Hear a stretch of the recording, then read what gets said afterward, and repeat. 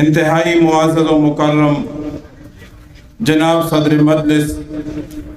حضرت مولانا انیس الرحمن صاحب امیر جمعیت علماء اسلام ضلع ایبٹ آباد، انتہائی معزز و مکرم آج کے اس عظیم اور مقدس اجتماع کا بنیادی میزبان حضرت مولانا قاری غلام مجتبیٰ صاحب، جنرل سیکرٹری جمعیت علماء اسلام ضلع ایبٹ آباد، انتہائی معزز و مکرم جناب حضرت مولانا سید ہدایت اللہ شاہ صاحب، حضرت مولانا امان اللہ حقانی صاحب، اسٹیج پہ تشریف فرما ارباب علم و دانش اور اس عظیم اور مقدس اجتماع میں تشریف لانے والے انتہائی معزز ساتھیوں، ہم سب کا اس عظیم اور مقدس اجتماع میں آنا، بیٹھنا، سننا اور ملک خداداد پاکستان میں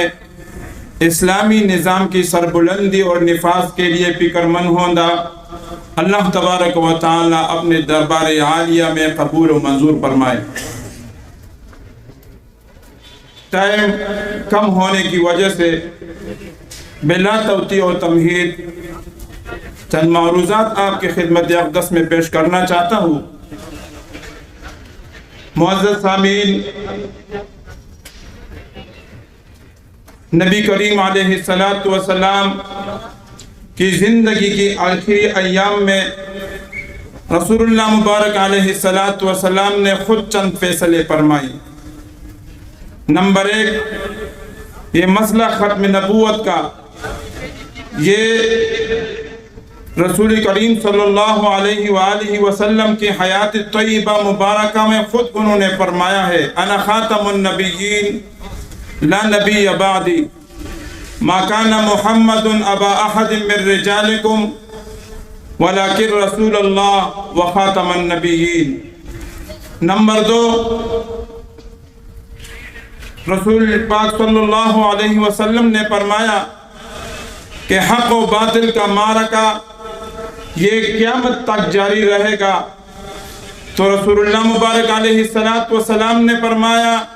الجہاد ماضٍ الی یوم القیامہ، حق و باطل کا معرکہ تا ہے اور رہے گا۔ لیکن ابھی بنیادی سوال یہ ہے کہ ہر دور میں حق و باطل کا معرکہ تو ہوگا، لیکن حق کی نشاندہی کون کرے گا اور باطل کی نشاندہی کون کرے گا؟ تو یہ فیصلہ بھی جناب محمد رسول اللہ علیہ السلام نے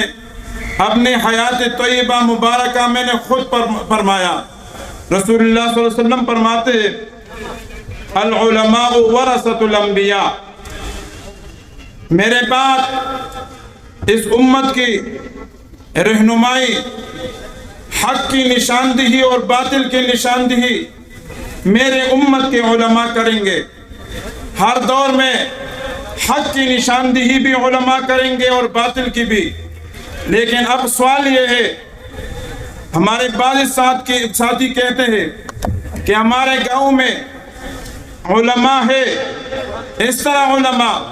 کہ ان کے بھی مدارس ہیں اور آپ کے بھی مدارس ہیں، ان کے ہاں بھی طلباء ہے اور آپ کے ہاں بھی طلباء ہے، وہ بھی تفسیر و بخاری پڑھاتے ہیں اور آپ بھی پڑھاتے ہیں، ان کے بھی بڑے بڑے مدارس ہیں اور آپ کے بھی ہیں۔ اب اس وقت وہ عمران خان کے پیچھے کھڑے ہیں اور عمران خان کے تائید اور حمایت کرتے ہیں،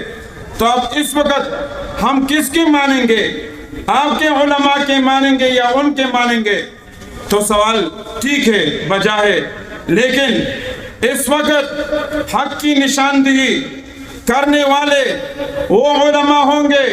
وہ قیادت ہوں گے، وہ کاروان و قافلہ ہوں گے جس قیادت کی خوش پر پاکستان کے 27,000 مدارس بطور حمایت کھڑے ہو۔ ہم ان قیادت کے پیچھے سیاسی صبر کریں گے جس قیادت کی پشت پر پاکستان کی تبلیغی مراکز کی حمایت ہو۔ ہم اس قیادت کے پیچھے صبر کریں گے جس قیادت کے پشت پر پاکستان کی تصوف اور خانقاہ کی حمایت حاصل ہو۔ ہم اس قیادت کے مانیں گے اور اس ہم ان قیادت کے مانیں گے جس قیادت کے پش پر پاکستان کے 25 لاکھ علماء، شیوخ الحدیث، مدرسین، محدثین اور مفسرین بطور حمایت کھڑے ہو۔ ہم پاکستان میں سیاسی سفر اس قیادت کے پیچھے کریں گے جس قیادت کے پش پر تمام عالمی دنیا کے علماء کا حمایت ہو۔ اور الحمدللہ یہ 27,000 مدارس کا حمایت، تبلیغی مراکز کی حمایت، تصوف و خانقاہ کی حمایت، 25 لاکھ محدثین و مدرسین کی حمایت اور عالمی دنیا کے جتنے بھی علماء ہیں ان کی حمایت اس وقت قائد ملت اسلامیہ حضرت مولانا فضل الرحمان صاحب کو حاصل ہے اور کسی کو حاصل نہیں ہے۔ لہذا اس فتن دور میں مولانا فضل الرحمان صاحب جس کو حق کہیں گے ہم اسی کو حق کہیں گے، جس کو وہ باطل کہیں گے ہم بھی اس کے پیچھے جائیں گے، اسی کو باطل کہیں گے۔ معزز سامعین، اس وقت پاکستان پر ایک سلیکٹڈ، ایک نااہل حکومت مسلط کیا گیا ہے اور آپ کے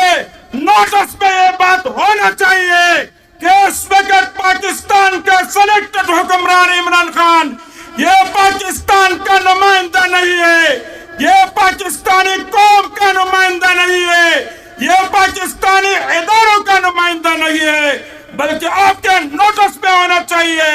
عمران خان بین الاقوامی اسٹیبلشمنٹ کا نمائندہ ہے، عمران خان عالمی کفر کا نمائندہ ہے، عمران خان قادیانیوں کا نمائندہ ہے۔ پاکستان میں عمران خان یہودیوں کا ایجنٹ اور ان کا نمائندہ ہے۔ میں آپ کے ذہن میں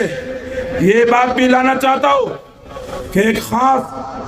ایجنڈے کے تحت پاکستان پر اس کو مسلط کیا گیا ہے اور وہ ایجنڈا کیا ہے؟ نمبر 1، انہوں نے ان کے ساتھ وعدہ کیا ہے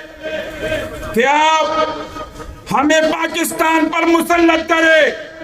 تو نمبر 1 پاکستان میں اسلامی تہذیب کا خاتمہ کروں گا